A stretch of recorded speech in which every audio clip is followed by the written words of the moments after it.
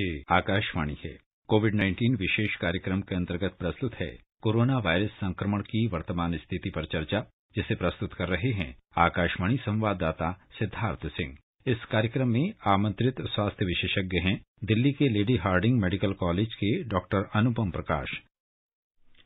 नमस्कार श्रोताओं, स्वागत है आपका कोरोना जागरूकता श्रृंखला के एक और एपिसोड में, जिसमें हम बात करते हैं कोरोना और उसकी वैक्सीन से जुड़े विषयों पर। भारत में इस समय विश्व का सबसे बड़ा टीकाकरण कार्यक्रम चल रहा है और इसी कड़ी में सरकार ने एक कदम और बढ़ाते हुए आज से 15 से 18 वर्ष के बच्चों के लिए देश भर में टीकाकरण शुरू कर एक नए अध्याय की शुरुआत की है। इसके लिए रजिस्ट्रेशन 1 जनवरी से शुरू हुए थे। अगर आपने इसके लिए बच्चे का रजिस्ट्रेशन अभी तक नहीं किया है तो इसे तुरंत कराएं। आप आधार या स्कूल के पहचान पत्र से रजिस्ट्रेशन कर सकते हैं। अगर किसी कारण से आप रजिस्ट्रेशन कराने में असमर्थ हैं तो आप वॉक इन भी जा सकते हैं। तो आइए कार्यक्रम की शुरुआत करते हैं टीकाकरण के इस संदेश से।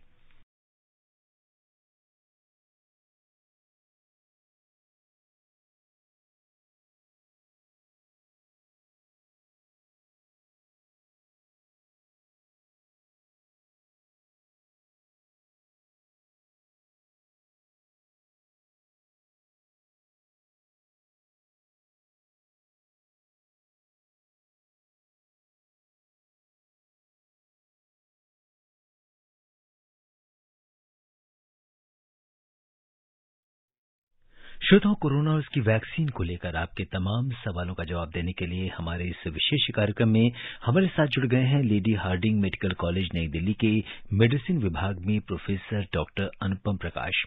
डॉक्टर अनुपम, नमस्कार। आज के इस विशेष कार्यक्रम में आपका स्वागत और नमस्कार सिद्धार्थ जी, आपको भी और सब श्रोताओं को, और नव वर्ष की शुभकामनाएं सबको। श्रोताओं, आप कोरोना से संबंधित सवाल डॉक्टर अनुपम से हमारे स्टूडियो के नंबर 01123421764 पर पूछ सकते हैं। आप हमारे ट्विटर हैंडल @AIR न्यूज पर #RCIR पर अपने सवाल पोस्ट भी कर सकते हैं। तो डॉक्टर अनुपम, आज से देश में 15 से 18 वर्ष के बच्चों के लिए टीकाकरण अभियान की शुरुआत हुई और अगर हम देखें तो अभिभावकों को इस वर्ग को लेकर काफी चिंता थी। 1 जनवरी से रजिस्ट्रेशन शुरू हो चुका था और लोगों में बड़ा उत्साह था। और सबसे पहले आपसे ये जानना चाहेंगे कि आज लेडी हार्डिंग में किस तरह का माहौल था, किस तरह से बच्चे आ रहे थे, वहां पे लोगों में उत्साह किस तरीके का था? देखिए, हमारे अस्पताल में वैक्सीनेशन सेंटर, टीकाकरण केंद्र जो है अब लगभग 1 साल से चल रहा है और जो बहुत आप कह रहे हैं तो आज एक नया पहलू शुरू हो गया है, एक नया कदम, एक नया चरण शुरू हो गया है, जिसमें कि 15 से 18 साल के बच्चों का भी टीकाकरण हो रहा है। और आपने मेरे से ये सवाल पूछा है, आज चांस की बात है कि आज पहला दिन था और मैंने कल ही अपने दोनों बच्चों का भी टीकाकरण के लिए रजिस्ट्रेशन कराया था और आज मैं 12 से 3 बजे का स्लॉट था, उसमें मैं खुद अपने बच्चों को लेकर के गया था और मुझे कोई भी असुविधा नहीं हुई और बहुत ही अच्छे तरीके से, सलीके से जो है टीकाकरण केंद्र पे बहुत ही मतलब जो कहते हैं जिस तरीके से सरकार ने नियम बनाए हैं उन्हीं नियमानुसार दोनों बच्चों का मैंने टीकाकरण करवा करके फिर आधा घंटा वेट करके मैं 4 बजे तक वापस भी आ गया। और तो एक बहुत ही अच्छा ये चरण है और बहुत मेरा मानना है कि लोगों को कराना चाहिए। जैसे कि अभी स्वास्थ्य मंत्री ने भी कहा है कि 40 लाख आज 15 से 18 साल के बच्चों का टीकाकरण हुआ है, तो ये बहुत अच्छा कदम है। मेरे ख्याल से पहला दिन बहुत शुभ गया है और सब लोगों को आगे आकर के टीकाकरण अब करवा लेना चाहिए। बिल्कुल, कहीं न कहीं नए साल में बच्चों का जो उत्साह है वो देखते ही बन रहा था। और डॉक्टर अनुपम, आज इस टीकाकरण की कवरेज के लिए जब हम लेडी हार्डिंग पहुंचे आज, तो वहां पे हमने कई लोगों से बात की और वहां पे हमें आयुष मिले, जिन्होंने बताया कि किस तरीके से टीकाकरण करा के वो बहुत उत्साहित हैं। आइए बात करते हैं आयुष से। हेलो फ्रेंड्स, मेरा नाम आयुष सिंह है। मैंने आज first day Lady Hardinge medical college New Delhi में अपना वैक्सीनेशन करवाया है और मैं बहुत खुश हूँ। मुझे वैक्सीनेशन करवाने में कोई भी दिक्कत नहीं हुई और मैं सभी बच्चों से कहना चाहता हूँ कि आप अपना वैक्सीनेशन जरूर करवाएं। खुद सेफ रहते हुए दूसरों को भी सेफ रखें। अब हम बच्चों की बारी है, आइए वैक्सीनेशन करवा कर अपना कॉन्ट्रीब्यूशन दें। धन्यवाद। जी हाँ, कहीं न कहीं डॉक्टर अनुपम, आपने आज अस्पताल में जिस तरह का माहौल देखा और स्कूल्स में भी बच्चों का टीकाकरण किया जा रहा है और बच्चों से ज़्यादा उत्साहित तो उनके पेरेंट्स भी दिखे, क्योंकि वो पेरेंट्स भी बच्चों को जिस तरीके से सेंटर्स पे ले जा रहे थे, पूरे टीकाकरण का जो प्रोसेस था उसको करवा रहे थे, उसमें क्या आपने ऑब्जर्व किया? देखिए, ये बहुत ही हर माँ बाप की अपने बच्चे के लिए बहुत ध्यान रखने वाली और बहुत चिंता वाली बात थी कि कोरोना से कहीं बच्चों को दिक्कत ना हो जाए। और इसका हम पिछले 3-4 महीने से बहुत ही बेसब्री से सभी माँ बाप जो है इंतजार कर रहे थे। हम एज डॉक्टर्स भी बहुत इसका इंतजार कर रहे थे, क्योंकि पिछले 6 महीने में बार बार ये धारणा बन रही थी कि हाँ, बच्चों को असर करेगी, बच्चों को दिक्कतें होंगी। और ये एक बहुत ही अच्छा कदम है कि पहले चरण में जो है 15 से 18 साल के बच्चों को लिया जा रहा है। इन लोगों के बोर्ड के एग्जाम्स भी आने वाले हैं और ये एक तरीके से इन लोगों को, क्योंकि कल को यही जो वर्ग है ये वयस्क भी बन जाएगा अगले साल 1.5 साल में। तो ये एक बहुत ही अच्छा कदम है। बच्चे भी बहुत उत्साहित हैं और माँ बाप के लिए तो एक बहुत ही, जो कहते हैं कि उनको बहुत ही अच्छा भी लग रहा है और उनके लिए एक बहुत रिलीफ की बात है कि उन्हें बहुत, एक बच्चे जो है अब एक संरक्षण में आ जाएंगे और कोरोना से घबराने की जरूरत इतनी नहीं पड़ेगी जितनी कि अनवैक्सीनेटेड लोगों में थी पहले। जी बिल्कुल। और डॉक्टर अनुपम, जब हम इसकी रिपोर्टिंग कर रहे थे तो वहां पे हमारी एक बच्चे की माँ से मुलाकात हुई। अनन्या की माँ अनामिका हमें मिली, सुनते हैं उन्होंने क्या कहा। नमस्कार, मैं अनामिका बोल रही हूँ दिल्ली से। और जैसा कि हम सबको पता है कि बच्चों के लिए कोरोना की वैक्सीन आ गई है। हम सारे ही पेरेंट्स बहुत दिनों से वेट कर रहे थे कि कब कोरोना की वैक्सीन आएगी और हमारे बच्चे इसके दुष्प्रभाव से बचेंगे। तो अब कोरोना की वैक्सीन आ गई है बच्चों के लिए, 15 to 18 इयर्स के बच्चों के लिए। तो मैंने 1 तारीख को ही अपनी बेटी अनन्या के लिए रजिस्ट्रेशन करा लिया था, 1 तारीख को, और आज मैंने अपनी बेटी को उसका वैक्सीनेशन भी करवा लिया और बहुत ही रिलैक्स फील हो रहा है, क्योंकि अब हमारे बच्चे भी हमारे साथ साथ इससे सेफ रहेंगे। धन्यवाद। डॉक्टर अनुपम, जो अनन्या की माँ अनामिका बोल रही थी कि हमें बड़ा रिलैक्सेशन फील हो रहा है, क्योंकि कहीं ना कहीं आपको लगता है कि अब आपका बेटा भी प्रोटेक्टेड है, क्योंकि बच्चों के लिए, माँ बाप के लिए बच्चे पहले होते हैं। तो जब उन्हें लगता है कि हम तो प्रोटेक्टेड हो गए पर हमारे बच्चे अभी भी इससे प्रोटेक्ट नहीं हुए, तो ऐसे में एक वो जो फील होती है पेरेंट्स की, उस पर आप क्या कहेंगे? बिल्कुल ठीक कह रहे हैं आप सिद्धार्थ जी। एक जो है रिलीफ, जो मैं कह रहा हूँ, एक बेफिक्र हो जाता है आदमी कि हाँ, हमारा जो कर्तव्य था अपने बच्चे के लिए और बच्चे के प्रति और सोसाइटी के प्रति, वो हमने पूरा कर लिया। दूसरा ये है कि आपको ये लगता है कि आप जो है अब अपने घर में सबको संरक्षित और सुरक्षित कर चुके हैं। तो इससे जो अभिभावक का जो आप कह रहे हैं वो कर्तव्य है वो पूरा हो जाता है। तो इसलिए एक बहुत ही ये जरूरी कदम था और इसके ऊपर मैं मानता हूं कि आज जितना लोग हर्ष उल्लास के साथ गए हैं जी, बच्चे भी, उनके माँ बाप भी, वो बहुत ही देखने लायक था। और मैं मानता हूं कि ऐसे ही जो हम लोगों का अगर मोटिवेशन रहेगा, हम लोग ऐसे खुशी खुशी जाकर के सब काम करेंगे जो हम कर सकते हैं, तो मेरा मानना है कि कोरोना अब ज्यादा देर, हमें उम्मीद है कि ज्यादा दिक्कतें नहीं होंगी हमें उससे। और डॉक्टर अनुपम, आज एक जो खास बात, जब अस्पतालों में हम इसकी रिपोर्टिंग के लिए जा रहे थे तो खास बात ये दिख रही थी कि जो बच्चे हैं, चूंकि ये वाला वर्ग ऐसा है कि ज्यादातर 9th, 10th, 11th, 12th standards के बच्चे होते हैं, तो ये काफी सेल्फी लेना, सोशल मीडिया पर पोस्ट करना, तो काफी सारे पोस्ट, अपना स्टेटस लगाना वैक्सीन लगवाते हुए। तो कई बार, और मैं ये देख रहा था कि जो पैरामेडिकल स्टाफ है जो वैक्सीनेशन कर रहा था, वो भी उनको वो समय दे रहे थे कि वो इसकी फोटो क्लिक कर सकें और सो दैट वो बाकी बच्चों को भी मोटिवेट कर सकें। और ये एक बड़ा ही अद्भुत नजारा था। और इस वैक्सीनेशन की एक खास बात और थी कि इस बार स्कूल्स में भी वैक्सीनेशन हो रहा है। तो स्कूल्स में जो वैक्सीनेशन हो रहा है तो कहीं ना कहीं बच्चों के लिए एक बहुत ही, एक स्कूल जा रहे हैं बट एक अलग पर्पस के लिए, क्योंकि इतने दिनों तक स्कूल से दूर रहे और अब वैक्सीनेशन स्कूल में ही हो रहा है, तो इससे खुशी की बात क्या हो सकती है। तो हमने डॉक्टर अनुपम केआर मंगलम वर्ड स्कूल की प्रिंसिपल से बात करी और पूछा कि क्या कुछ चल रहा है स्कूल के बारे में। Good evening everyone, this is Yashika Bhardwaj. I am the principal of the K.R. Mangalam World School in Vaishali. This message is a reach out to all the students who have started getting their vaccinations today. Children, the school has been a lonely place without you there. I understand that these 2 years have been a testing time for all of us, at home and at work. And even though we opened in a hybrid mode, it's just not the same. We look forward to having all of you back in school. We look forward to the hustle and bustle and the cheerful laughter of our children echoing in the hallways of the school. I entreat each one of you between the ages of 15 and 18, please get vaccinated. This is the only way that all of us will be together once again. To the parents, we assure you that all centers are taking adequate measures for COVID protocols. Please do bring the children in and let's get them vaccinated. Let's get the children back in school.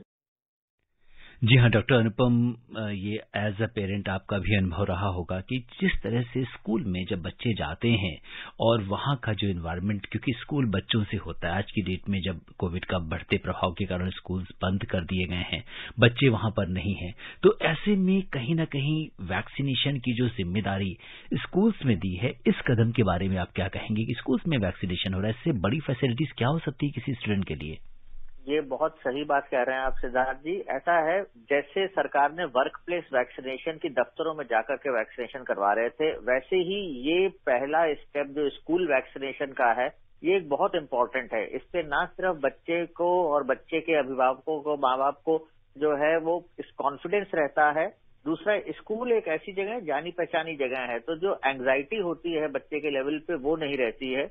और दूसरी जो principal madam कह रही हैं बात, मैं उनसे बहुत सहमत हूं। और मैं इसमें एक कदम और कहूंगा कि जो आप भी कह रहे थे सिद्धार्थ जी की हाँ बच्चे में एक जो फीलिंग है, हर्ष उल्लास है, तो ये एक स्टेप है। जैसे कि हम लोगों ने कह दिया है कि ट्रेवल करना है तो हम वैक्सीनेटेड होने चाहिए, 2 वैक्सीनेशन होनी चाहिए, वैसे ही अब 1 महीने बाद जब ये लोग सब बच्चे या 2 महीने में जब सारे बच्चे अगर वैक्सीनेशन हो जाते हैं, तो ये एक स्टेप है बच्चों की आजादी के लिए, क्योंकि बच्चे फिर वापस स्कूल जा पाएंगे, अपने जितनी रोजमर्रा की दिनचर्या है वो फिर कर पाएंगे। तो ना हाइब्रिड और जो ये सब टीचिंग और रिस्ट्रिक्शंस हैं, ये सब बच्चों के लिए जो पाबंदियां हैं वो सब काफी कम हो जाएंगी। और स्कूल्स में एक्टिविटी, जैसे आपने कहा कि बच्चों से ही स्कूल है, बच्चों से ही घर भी होता है, तो वैसे ही ये सब चीजें जो हैं एक लेवल पे बहुत ही बड़ा ये स्टेप है। और इसमें जो है बच्चों को वापस फिर से अपनी दिनचर्या और एक्टिविटीज और स्कूलिंग रिज्यूम करने में एक बहुत बड़ा इसमें इम्पीटस मिलेगा। ये बहुत ही एक अच्छा कदम है और मैं मानता हूं कि वाकई में भारत के लिए आगे आने वाले दिनों में ये एक बहुत ही अच्छा कदम साबित होगा। जो श्रोता हमसे अभी भी जुड़े हैं उन्हें बता दें कि कोरोना जागरूकता श्रृंखला के आज के इस विशेष एडिशन में हिस्सा ले रहे हैं डीडी हार्डिंग मेडिकल कॉलेज नई दिल्ली के मेडिसिन विभाग में प्रोफेसर डॉक्टर अनुपम प्रकाश। आप भी डॉक्टर अनुपम से हमारे स्टूडियो के नंबर 011-2342-1764 यानी 011-2342-1764 पर कोरोना से जुड़े या बच्चों के वैक्सीनेशन से जुड़े सवाल पूछ सकते हैं। और आज के हमारे पहले कॉलर चलते हैं बिहार पूर्णिया, जहां से मजहर आलम जुड़ गए हैं। मजहर जी नमस्कार, बहुत बहुत स्वागत है आपका कार्यक्रम में। सर नमस्कार सर। जी मजहर जी बताइए क्या जानना चाहते हैं आप? को भी नमस्कार। नमस्कार जी। सर मैं ये जानना चाह रहा हूँ कि मेरी लड़की वो 13 साल की और गलती से उनका जो जन्म पत्री और आधार में उनका 10 साल एड हो गया है, तो क्या उनको कोरोना का जो अभी बच्चों का जो वैक्सीन लगना शुरू होगा, क्या उसका रजिस्ट्रेशन कैसे किया जाएगा? जी doctor Anupam, date of birth गलत हो गई है आधार में। एक्चुअल एज उनकी शायद 13 है, लेकिन 13 का क्या रजिस्ट्रेशन हो रहा है अभी तो रजिस्ट्रेशन 13 का नहीं हो रहा है। आप इसमें ज्यादा फिक्र नहीं करिए, अभी तो समय है। अगर ठीक नहीं है तो आप उसमें बदलाव जन्म आधार में जी आधार है उसमें डेट चेंज करा सकते हैं। उसकी एक विधि है, आप वेबसाइट पे भी चेक कर सकते हैं और आधार केंद्र पे जाकर के या पोस्ट ऑफिस में जाके उसकी विधि पता कर लीजिए और वो डेट चेंज हो जाएगी। ऐसी कोई बात नहीं है, प्रमाण पत्र के साथ आप जमा करेंगे तो डेट करेक्ट हो जाएगी। तो अगली स्टेज में जब और बच्चों को जो है, जहां तक है टीनेजर्स को और अलाउ किया जाएगा, तो उसमें फिर तब आप बच्चे के लिए वैक्सीनेशन कर सकते हैं। अभी तो वैसे ही रजिस्ट्रेशन 13 साल का नहीं हो रहा है, तो अभी आपके पास समय है, चिंता ना करें। मजहर आलम जी, आप जरूर जाकर के डेट चेंज करवा लें, करेक्ट करवा लें और अगले स्टेप में फिर आपके बच्चे को भी वैक्सीनेशन हो जाएगा। लोनी गाजियाबाद से मोहम्मद यामीन भाई रेडियो वाला जुड़ गए हैं और यामीन भाई की विशेषता ये है कि देखिए जैसा कि नाम में है रेडियो वाला, इन्होंने अपना रेडियो संघ बना रखा है और तमाम जो जानकारी इस कार्यक्रम से मिलती है उसे अपने दूसरे जो श्रोता हैं या दूसरे जो उनके आसपास के लोग हैं उन तक बांटते हैं। इस कार्यक्रम को वेबसाइट से डाउनलोड करते हैं, उसे ग्रुप्स में डालते हैं और एक बेहद ही नेक काम कर रहे हैं। यामीन भाई, सबसे पहले तो आपको बहुत बहुत बधाई इस तरह के काम के लिए। सर नमस्कार। जी यामीन भाई बताइए। आपको भी नमस्कार जी। हाँ जी नमस्ते यामीन जी, बताइए। गवर्नमेंट का बहुत बहुत धन्यवाद जी, बच्चों के लिए वैक्सीन शुरू की है जी, और सभी से प्रार्थना है कि सभी अपने बच्चों को वैक्सीन कराएं। और सर मैं ये जानना चाह रहा था कि बच्चों को एक ही वैक्सीन लगेगी या दूसरी लगेगी तो कितने दिनों के बाद लगेगी? जी, ये बहुत इम्पोर्टेंट सवाल डॉक्टर अनुपम इन्होंने पूछा है। पहले तो बच्चों को कौन सी वैक्सीन लग रही है, पहली डोज के बाद दूसरी डोज कितने दिन के बाद लगेगी? देखिए, बच्चों को अभी एक ही वैक्सीन भारत में अप्रूव्ड है जिसको इमरजेंसी यूज ऑथराइजेशन मिला हुआ है, तो वो कोवैक्सीन है। ये इनएक्टिवेटेड वैक्सीन है और ये जो वैक्सीन है ये 4 हफ्ते के अंतराल पे लगती है। तो इसकी पहली खुराक लगने के बाद फिर 4 हफ्ते बाद आप इसको, कम से कम 4 हफ्ता होना चाहिए, उसके बाद दूसरी खुराक लगवा सकते हैं। तो 2 खुराकें लगेंगी अभी बच्चों को। ये 1 खुराक के बाद फिर नेक्स्ट खुराक के लिए कहा जाएगा। जी, और डॉक्टर अनुपम, कोवैक्सीन के बारे में एक तो स्वदेशी वैक्सीन है और सबसे बड़ी चीज ये है कि WHO ने भी इसे अप्रूवल दिया है और कहीं न कहीं लोगों के अंदर जो संशय रहता है उसे दूर करने की जरूरत है क्योंकि बच्चों की बात होती है। और कोवैक्सीन के जो रिजल्ट्स हैं इतने बेहतरीन हैं, इसके बारे में आप क्या कहेंगे?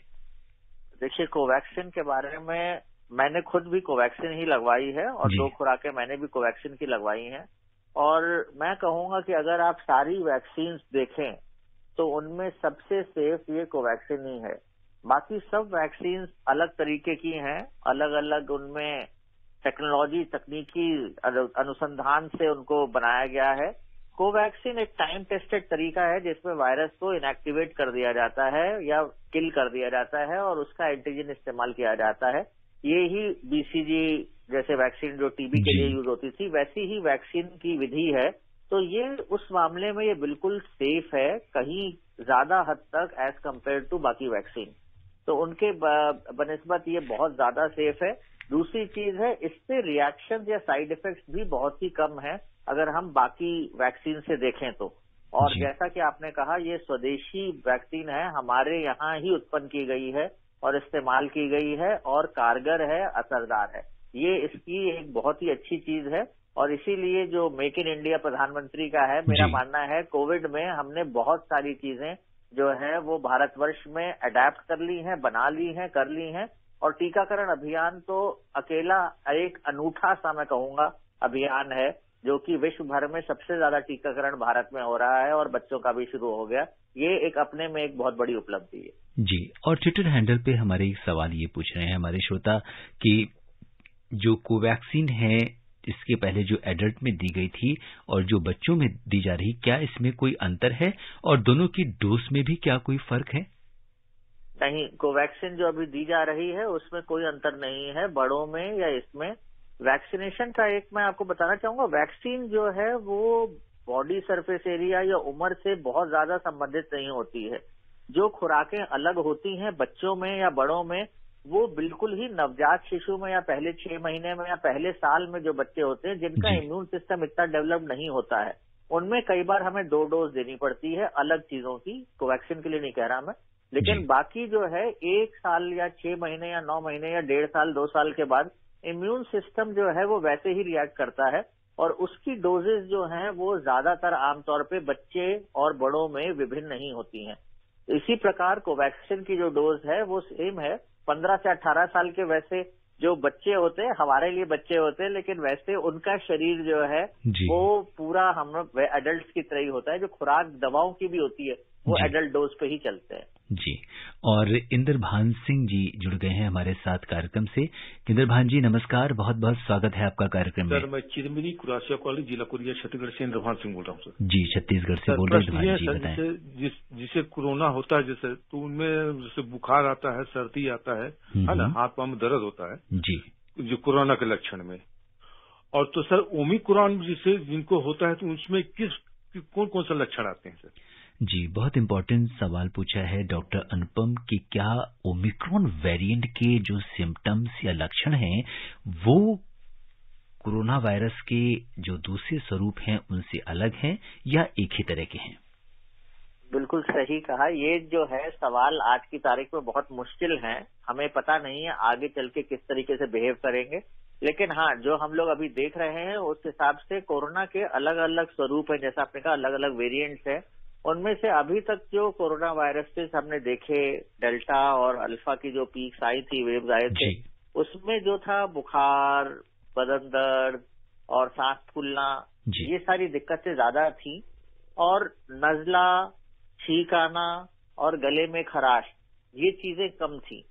अगर ध्यान दें तो आमतौर पे जब हमें कोई भी नजला जुकाम होता है, वायरसेस मौसम बदलने में, ठंडक में, बारिश में, तो हमें नाक बहती है, छींकें आती हैं, गले में दर्द होता है। तो अभी ये जो ओमाइक्रॉन वेरिएंट है उसमें यही सिम्टम्स, यही लक्षण हैं और इनके साथ बुखार आना। तो अभी जो है सांस फूलना बहुत ज्यादा मरीजों में नहीं देखा जा रहा है, बल्कि अभी मैं कहूंगा जितने मरीज हमारे पास भर्ती हुए हैं उनमें हमने आजकल जो कोरोना वायरस से अब पॉजिटिव आ रहे हैं उसमें ये नहीं दिख रहा है। हमारे पास एडमिशंस बहुत कम हैं, कोई भी सांस फूलने वाला मरीज नहीं है या कोई भी ऐसे मरीज नहीं आ रहे हैं जिनका सैचुरेशन कम हो रहा हो। तो ये एक तरीके से बहुत ही अच्छी बात है कि कम से कम जो है जटिलता या कॉम्प्लिकेशन या सीवियरिटी जो है, गंभीरता जो है, ये कोरोना की वजह से अभी जितने मरीज आ रहे हैं, हालांकि पीक काफी ज्यादा बढ़ रहे हैं केसेस, लेकिन फिर भी इतनी जटिलताएं या इतनी गंभीरता अभी नहीं देखी जा रही। जी, और डॉक्टर अनुपम, अगर हम कोविड की इस लहर को देखें, जिस तरह से ग्लोबल पर्सपेक्टिव की अगर हम बात करें या वैश्विक परिदृश्य की बात करें, तो बहुत ज्यादा केसेस दूसरे कंट्रीज में आ रहे हैं। अगर हम यूरोप की बात करें तो पिछले 7 दिन में 40,90,000 या कह सकते हैं लगभग 41 लाख कोविड के नए मामले आए हैं सामने। यूएस की बात करें तो एवरेज 4 लाख मामले सामने आए हैं। वहां पे 4 लाख कोविड केसेस एक बहुत बड़ा नंबर होता है। तो पूरे विश्व में इस समय एक बड़ा संकट है कोविड। तो आप ग्लोबल पर्सपेक्टिव में से किस तरीके से देखते हैं और हमारे देश की स्थिति को अगर हम कंपेयर करें ग्लोबल परिस्थिति से, तो किस तरीके से आप देख पाते हैं?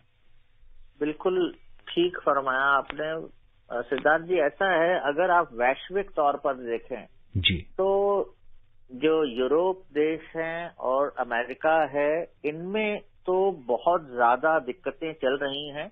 और मैं कहूंगा डेल्टा वेव कभी थमा नहीं था।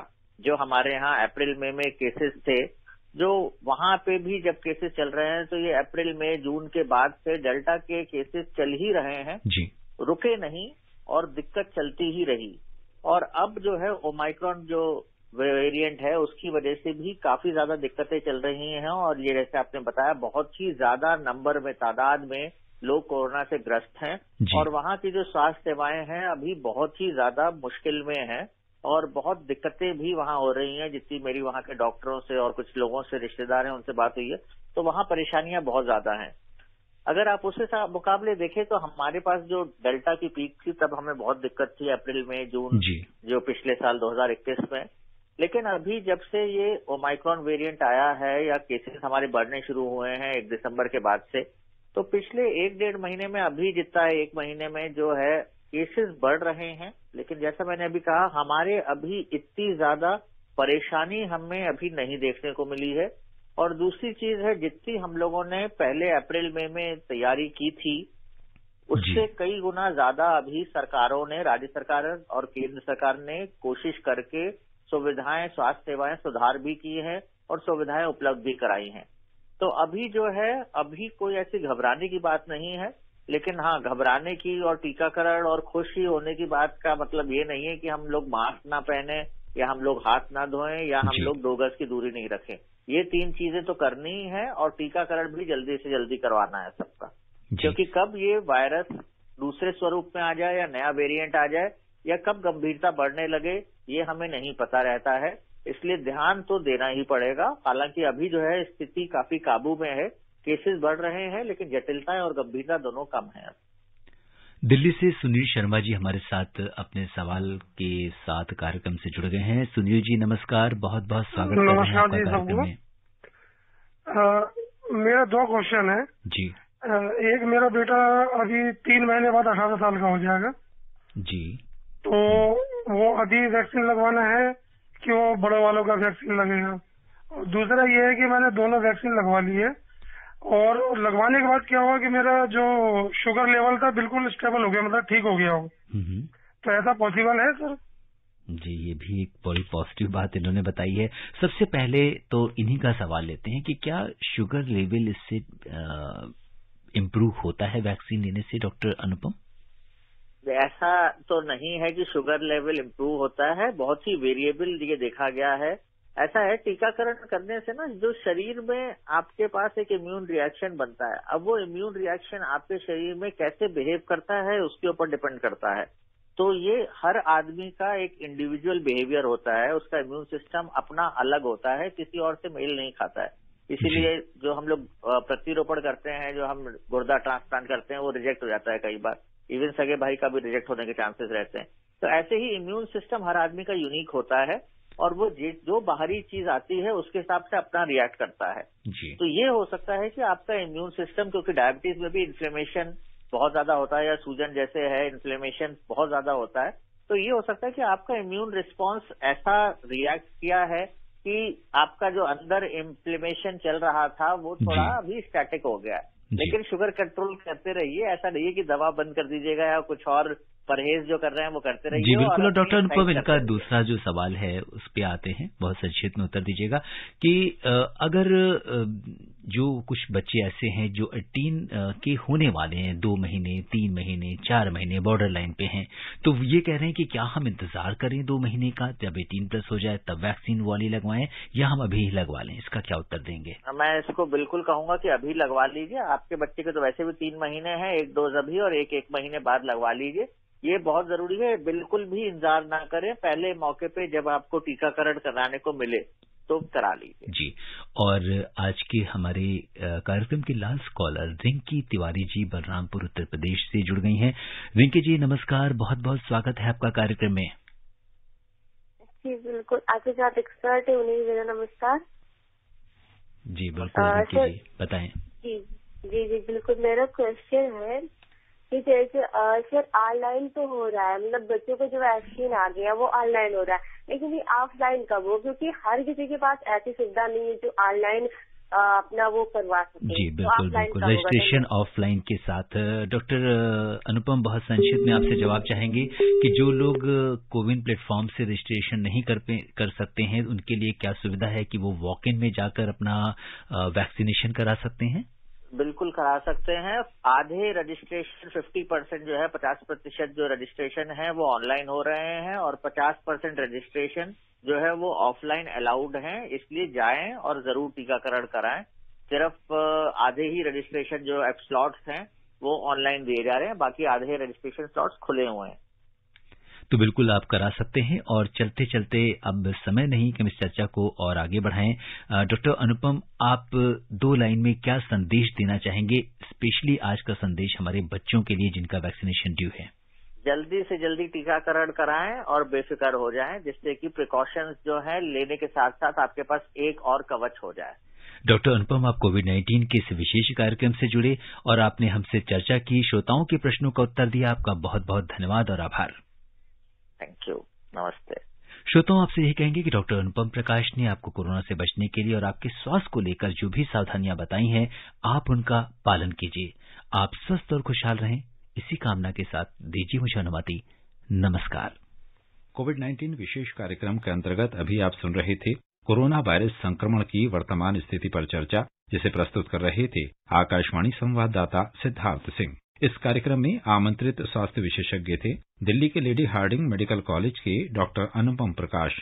ये कार्यक्रम आकाशवाणी के समाचार सेवा प्रभाग द्वारा प्रस्तुत किया गया। इसे आप हमारे mobile app news on AIR और YouTube channel news on AIR official पर भी सुन सकते हैं। इस कार्यक्रम के संबंध में अपनी प्रतिक्रिया आप हमें ईमेल कर सकते हैं। पता है airnsttalks@gmail.com। ये कार्यक्रम फिर से सुनने के लिए लॉग ऑन करें हमारी वेबसाइट newsonair.nic.in।